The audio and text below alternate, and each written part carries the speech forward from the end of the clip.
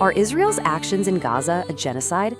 It's a question you hear everywhere, from protests to social media. It's an incredibly heavy charge. But what does it actually legally mean? Well, let's get into it. We're going to move past the headlines and look at what the actual legal standards say. So this is the big question, right? Is Israel guilty of genocide according to international law? And the key here isn't about our feelings or political views. It's about a very specific crime with a very, very specific definition. So to find an answer, we have to go straight to the rule book. And right off the bat, we hit a huge problem. In everyday conversation, people tend to throw terms like genocide, war crimes, and disproportionate force into a blender. But in a courtroom, these are totally separate things, each with its own checklist of what needs to be proven. So let's pull them apart and start with the most serious charge of them all. Okay, let's zoom in on the charge of genocide. You know, this term wasn't just made up. It was created after the horrors of World War II. And because of that, its legal definition is incredibly precise, and for a very good reason. Now, the two words here that change everything are specific intent. In legal jargon, they call it dolus specialis. This is the absolute core of a genocide charge. It's not enough to prove that many people from a certain group were killed. Prosecutors have to prove that there was a clear, deliberate plan to destroy that group. It's about the why, just as much as the what. This chart lays out the legal battlefield perfectly. On one side, you have what Israel says it's doing, taking out Hamas to protect its own people. On the other side, you have the legal definition of genocide, an intent to destroy the Palestinian people themselves. The entire legal argument boils down to this. Do Israel's actions prove the goal on the right, no matter what they're saying on the left? So how do you argue against that idea of specific intent? Well, a key piece of evidence that's often brought up is the use of civilian warnings. This quote really captures the logic. I mean, think about it. If your goal is to wipe out a population, why on earth would you go out of your way to tell them to evacuate before you strike? It just wouldn't make sense.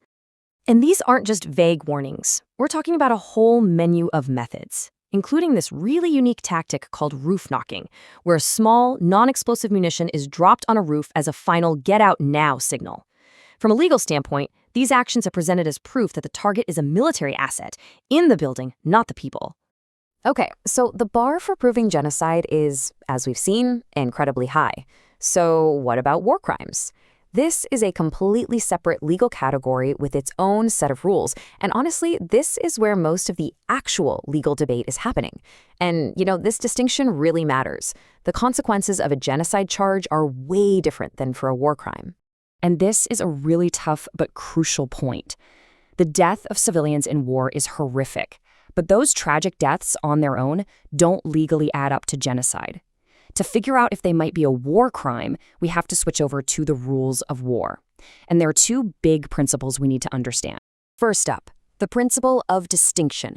This is basically rule number one of modern warfare. Armies have to, at all times, distinguish between fighters and civilians. You can target the fighters. You have to protect the civilians. Deliberately targeting civilians is a war crime, full stop. The problem, as we're about to see, is what happens when that line gets blurred on purpose. And second, we have the principle of proportionality. This one might be the most misunderstood concept of all. It does not mean they killed 10 of us, so we can only kill 10 of them. It's not a scorecard. It's a balancing test a commander has to do before an attack, weighing the expected military gain against the foreseen harm to civilians. Let me just say that again because it's so important for understanding all of this.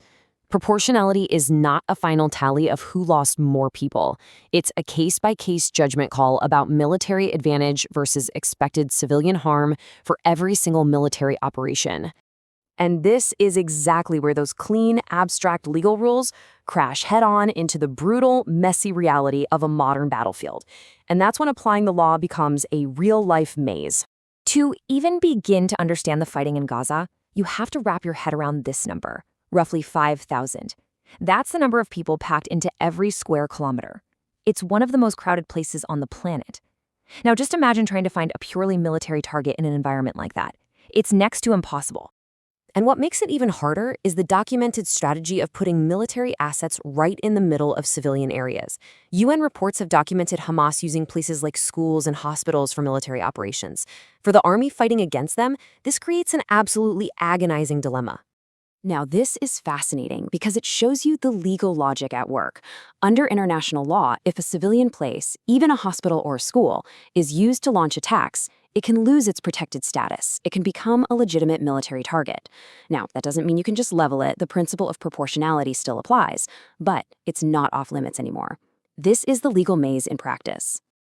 So we've got these complex laws on one hand, and the chaotic reality of the battlefield on the other.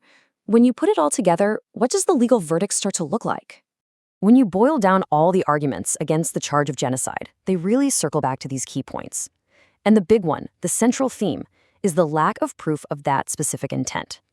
Everything else, the warnings, the stated objective of fighting Hamas, even population numbers, is used to argue that the goal isn't to destroy the Palestinian people as a group. Take a look at this data. It's often brought into the legal debate, and it's pretty surprising. This shows the population growth in Gaza over nearly 2 decades. The argument made here is that a policy of genocide, of trying to destroy a people, is just fundamentally at odds with that group's population actually growing so much. It's one more piece of evidence used to push back on the idea of an intent to destroy. And that really is the core takeaway from a purely legal analysis. The bar to prove genocide is set exceptionally high for historical reasons. You have to prove that specific intent. And that's a completely separate issue from whether certain actions in the war could be considered war crimes under different rules. Lumping them together just makes it impossible to have a clear legal debate. So we've untangled the legal definitions, and we've seen how they get tested on the battlefield.